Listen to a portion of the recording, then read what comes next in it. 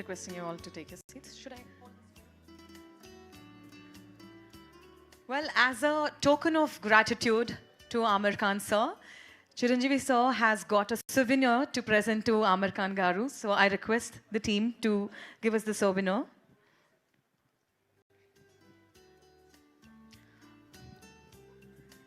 Amirji, this is a small token of gratitude on behalf of Megastar sir. Thank you very much for being here, Amirji.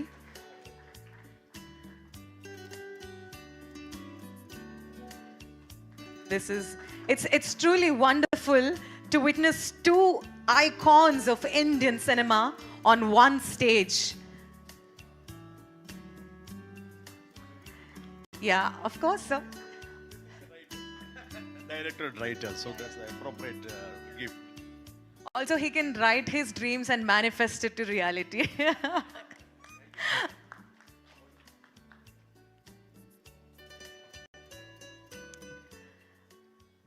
Okay, we all spoke, a lot of photo ops happened, but we have not seen the man of masses himself, the very humble Megastar Chiranjeevi Garu మాట్లాడేసే సమయం వచ్చింది. So before that, can I request you all to give a huge shout out, huge energy.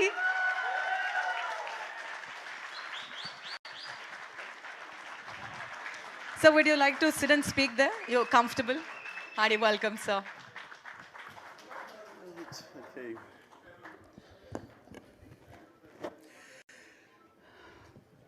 అందరికీ నమస్కారం.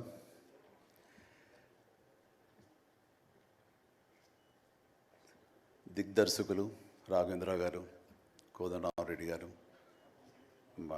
Gopal, young directors like Bobby, Vasishta, like నా నిర్మాతలు అల్లు అరవింద్ గారు, అశ్విన్ దత్ గారు, K S Ramarao, Shyam Prasad Reddy, Gemini Kiran, Tammareddy Bharadwaj గారు, అలా యంగ్ ప్రొడ్యూసర్ విక్కీ అండ్ పాత్రికేయ మిత్రులకు, అలాగే నా బ్లడ్ బ్రదర్స్, బ్లడ్ సిస్టర్స్, నా హృదయపూర్వక నమస్కారం. సో ఫస్ట్ ఆఫ్ ఆల్ ఈ ఈవెంట్ ఇంత గ్లామర్గా, ఇంత మెమొరబుల్గా ఉంది అంటే దానికి ప్రధానమైన కారణం నా మిత్రుడు Aamir Khan. Aamirji, thank you so much. And with a small message and a phone call, you made it. And your presence made this moment as a memorable moment. Really, thank you so much. And I never forget this gesture from your side. And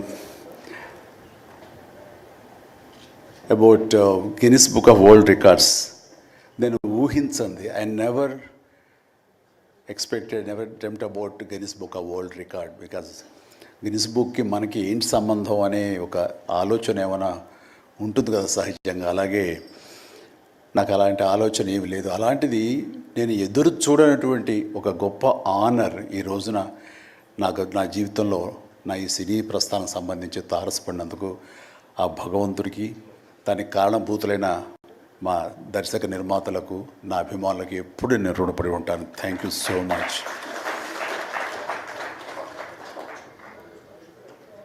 నాకు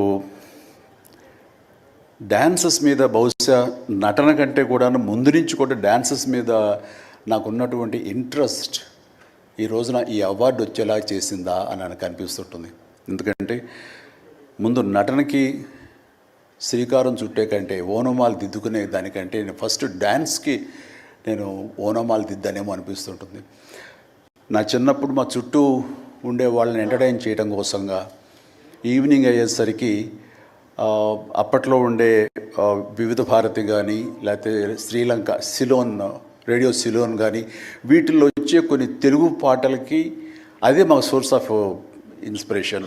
recording songs అవి రావడానికి అప్పట్లో gram ఫోన్లు కానీ, tape రికార్డులు కానీ ఇవన్నీ కూడా ఉండే పరిస్థితి కాదు ఆర్థికంగా.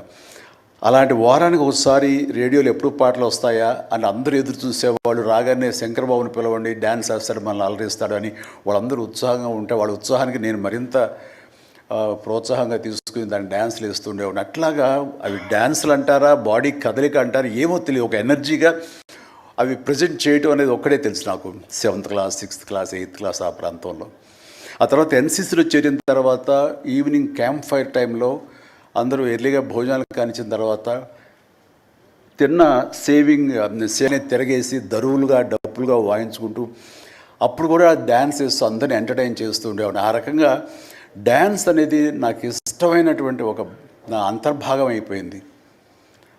అలాగా డ్యాన్స్ నేను వేరుగా ఎప్పుడు చూడండి, ఎప్పుడు హుషారు ఉన్న అసలు అందుకంటే ముందు లేచిపోయి డ్యాన్సెస్ వేయటం అనేది మ్యూజిక్ అనుగుణంగా బాడీని మార్చుకోవడం జరిగింది. అంటే ఫస్ట్ పిక్చరు నేను వెళ్ళినప్పుడు అక్కడ సరదాగా నా రూమ్లో నేను డ్యాన్స్ చేస్తుంటే నా కో స్టార్స్ ఆర్టిస్ట్ వాళ్ళే చిరంజీవి డ్యాన్స్ వేస్తాడు అని అంటే అవునా అని వాళ్ళందరూ చేయాలంటే అందరూ సావిత్రి గారు ఉండేవారు, రోజారామణి, కవిత ఇలాంటి యాక్టర్లు అందరూ ఉండేవాళ్ళు, నరసింహరాజు ఇలాంటి ఉన్నప్పుడు వర్షం పడుతుంది, ఒక పంచలో డ్యాన్స్ చేయాల్సి వచ్చింది.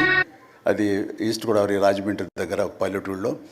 ఆ పంచలో జల్లు పడుతూ కూడా మొత్తం తడితడిగా ఉండింది. అయినా సరే డ్యాన్స్ అడగడం పాపం ఎవరైనా సరే వెంటనే ఎలాంటి ఇన్హిబిషన్ లేకుండా చేయడం అనేది నాకు అలవాటు. అలాగే టేప్ రికార్డ్ డ్రాయింగ్ చేసి అప్పట్లో డ్యాన్స్ చేస్తున్నాను. మధ్యలో కాల్ జరి కింద పడిపోయాను. పడితే అది కింద పడిన తర్వాత ఆపకుండా వాళ్ళందరూ అయ్యో అన్నారు. అనేసరికి దాన్ని నాగిని డ్యాన్స్గా మార్చేసుకొని చేస్తే ఎక్కడ లేని అప్పలాస్ వచ్చేస్తుంది. సో అక్కడ చూసేటంటే ఒక కో డైరెక్టరు రాఘవేంద్రరావు గారి సారి మన క్రాంతి కుమార్ గారికి చెప్పడం, ప్రాణం ఖరీదులు వాళ్ళు బుక్ చేసినప్పుడు ఎవే భలే డ్యాన్స్ వేస్తాడు, భలే ఉంటే డ్యాన్స్ అని అవునంటూ నా క్యారెక్టర్కి అంతకుముందు ఎప్పుడూ ఒక డ్యాన్స్ అనేది ఊహించుకోలేదు. సాంగ్ డ్యూయట్ సాంగ్ అని ఊహించుకొని వాళ్ళు ఒక ఎందుకు పెట్టకూడదు సాంగ్ అని చెప్పి నాకు ఆ సాంగ్ సిచ్యువేషన్ క్రియేట్ చేసి ఏలియల్లో ఎందాక అనే ఒక సాంగ్, అండ్ ఆ సాంగ్ నేను వేస్తే దాన్ని స్టెప్స్ అది చేసుకుంటే ఫస్ట్ టైం ఒక యాక్టర్గా నేను స్క్రీన్ మీద డ్యాన్స్ ఇస్తూ కనిపించింది. అది దానికంటే ముందు మన ప్రాణం ఖరీదు పునాది రాళ్ళలో కూడా అలాగే ఫ్రెండ్స్ మధ్య డ్యాన్స్ వేస్తూ నేనే సెంటర్ ఆఫ్ అట్రాక్షన్గా ఉంటూ చేశాను. అలాగా నా డ్యాన్స్ స్కిల్ అన్నది ఎక్స్ట్రాగా నాకు ఒక బెనిఫిట్ అయ్యింది, నాకు ఎక్స్ట్రాగా అది ఉపయోగపడింది. తర్వాత అరవింద్ గారికి, జయకృష్ణ ఇలాంటి వాళ్ళందరికీ కూడా తెలుసు. అండ్ లింగమూర్తి గారు ఉండేవారు. ఆయన డిస్ట్రిబ్యూషన్కి అది చీఫ్. అప్పట్లో ఆయన రాగానే ఆయన ఏ ప్రొడ్యూసర్స్కి పిలుస్తారు, ఎవరి కథ ఓకే అంటారు, ఎవరికి డబ్బులు శాంక్షన్ చేస్తారని డిస్ట్రిబ్యూటర్స్ మీద ఆధారపడే రోజులు నిర్మాతలు. అలాంటి సమయంలో వేరు నాకంటే సీనియర్ హీరోస్, పెద్ద హీరోస్ ఎవరితోటో కథలు అనుకుంటుండగా ఆ చిరంజీవి అని అతను కొత్తగా వస్తాడు, అతనితో పెట్టి చేస్తే మీకు ఇంత డబ్బుగా ఇస్తాను, లేదంటే మామూలు అయితే కనుక దాన్ని లిమిటెడ్గా ఇంతే ఇస్తాను అనేసరికి డబ్బు ఎక్కువ ఇస్తానంటున్నారు అంటూ ఆయన లింగమూర్తి గారు నన్ను రికమెండ్ చేసేసరికి నా వైపే అందరూ కలిసి ఇతనే పెట్టుకుందాం అనేవాళ్ళు. అతను ఏంటంటే ప్రజానాడి, ఆడియన్స్ ఏమనుకుంటున్నారు, ఆడియన్స్ ఇతను సాంగ్స్ కోసంగా పదే సినిమాలకు వస్తున్నారు, ఇలాంటి వాడితో సినిమాలు తీస్తే మనకి 4 డబ్బులు వస్తాయి కదా, కమర్షియల్గా వైబుల్గా ఉంటుందని ఉద్దేశంతో ఆయన ఆ రకంగా అప్పట్లో నా ప్రొడ్యూసర్తో అనడం, అండ్ వాళ్ళు కూడా నన్ను ఆప్ చేయటం నాకు ఆ రకంగా డ్యాన్సెస్ అనేది ఒక ఎడ్జిని తీసుకొచ్చింది. ఆ తర్వాత నా నిర్మాతలు కానీ, నా ప్రొడ్యూసర్స్ కానీ, నా మ్యూజిక్ డైరెక్టర్స్ కానీ, నా కోరియోగ్రాఫర్స్ కానీ వీళ్ళు నా సాంగ్స్ అనేసరికి ప్రత్యేకమైన శ్రద్ధ పెట్టేవాళ్ళు. అంటే మ్యూజిక్ పరంగా కానీ, బీజిఎమ్స్ పరంగా కానీ ఆ సాంగ్స్ అనేవి ఖచ్చితంగా ఉండాలని. దత్తు గారితో నాకు ఎప్పుడు దెబ్బలాటాయి. ఎందుకంటే 6 సాంగ్స్ ఉండాలేమో బాస్ మనకన్నా ఎవరైనా, లేదు 5 చాలండి, 6వ సాంగ్ ఎప్పుడు కథకి గొడవ అడ్డుపడిపోతుందంటే లేదు బాస్ అది మీరు అనకండి, ఏ హీరో అయితే ఏమో కానీ మీరైతే మొత్తం 6 సాంగ్స్ ఉండాలి బాస్ అని ఆయన అంటాం. సో 6వ సాంగ్ని ఏదో రకంగా ఒప్పించడం. అలాగే అల్లు అరవింద్ గారు లాస్ట్కి వచ్చేసరికి అత్తగేముడు అమ్మాయికి 3 సాంగే సిచ్యువేషన్ లేదు అక్కడ. అలాంటి చోట ఒక డబ్బు మీద ఒక సాంగ్ను ఆయన క్రియేట్ చేసుకుని ఆ డైరెక్టర్ గారితో కోదండ రామరెడ్డి గారు వీళ్ళందరూ కలిపి అనుకుని అత్తగేముడు అమ్మాయికి బొగ్గులో ఒక సాంగ్ను బలవంతంగా పెట్టాడు అక్కడ.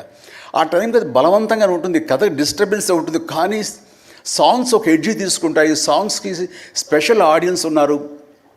ఆ ఆడియన్స్ సాంగ్స్ మళ్ళీ రిపీట్ చేసేవాళ్ళు. అప్పట్లో ప్రొజెక్టర్ ఆఫ్ చేసి మళ్ళీ రీప్లే చేసేవాళ్ళు. ఆ రకంగా సాంగ్స్ యొక్క ప్రత్యేకత నా జీవితంలో, నా సినీ కెరీర్లో, నా యొక్క విజయ పరంపరలో అది ఒక అంతర్భాగం అయిపోయింది. ఆ రకంగా సాంగ్స్ అనేది ఏదో సరదాగా హాబీగా చిన్నప్పుడు మొదలుపెట్టింది. అది ఈ రోజు వరకు నాకు విపరీతమైన ఫ్యాన్స్ని తీసుకొచ్చి డ్యాన్సెస్ అంటే చిరంజీవి చేయాలి అన్నంత పేరు తీసుకొచ్చి నాకు ఈ రోజు ఇదిగో ఈ Guinness book of world records నాకు తీసుకొచ్చేలాగా చేసింది. సో ఇది నిజంగా అనూహ్యమైంది. ఏదో నటనకు వస్తుంది అన్నారు, వస్తుంది. అలాగే పర్సనాలిటీకి, మన సీనియారిటీకి అవార్డ్స్ వస్తాయి అనుకున్నా వస్తున్నాయి, అన్నీ అవుతున్నాయి. ఇంక ఎందుకు వస్తాయి, ఏమన్నా వస్తాయి అనుకుంటే కనుక ఈ రూపంలో వచ్చింది. ఈ రకంగా నన్ను వరిస్తుంది అనుకోలే. అది కాకుండా Guinness book of world records అన్నది. So first of all thank you so much mister Richard. You have come all the way to give me this honour in the name of prolific dancer, actor of Indian screen. Thank you so much. Thank you. And then ఇంతకు మించి నేను ఎక్కువ ఏవి చెప్పలేను. But నా యొక్క ఈ విజయ పరంపరలో నేను కొనసాగడానికి నాకు ముందు నుంచి దోహదపడుతున్న నా నిర్మాతలకి, నా తోటి నటీనటులకు, నా టెక్నీషియన్స్కి, నా డైరెక్టర్స్కి, ప్రతి ఒక్కరికి హృదయపూర్వక ధన్యవాదాలు మరొకసారి తెలియజేసుకుంటూ ప్రతి ఒక్కరికి నా అభినందనలు సెలవు తీసుకుంటాను. జై హింద్. Thank you sir. మీరు ఇంతకు మించి ఏమీ చెప్పరన్నారు, కానీ ఫ్యూచర్ ఫిల్మ్స్లో మళ్ళీ డాన్స్ చేసి మమ్మల్ని అందరినీ ఎంటర్టైన్ చేయండి సార్. ఒక్క ప్రామిస్ చేయండి సార్ ఫ్యూచర్లో. Is it a promise sir? విశ్వంబరలో ఉంది. Wow, that's amazing sir. ఇంకొక కోఇన్సిడెన్స్ మీరు గమనించుండరేమో. I know you're not feeling well. 22nd September నాడు సార్ యొక్క డెబ్యూ అయింది. Sir, first film release on the 22nd September, and today is 22nd September. It is never ending.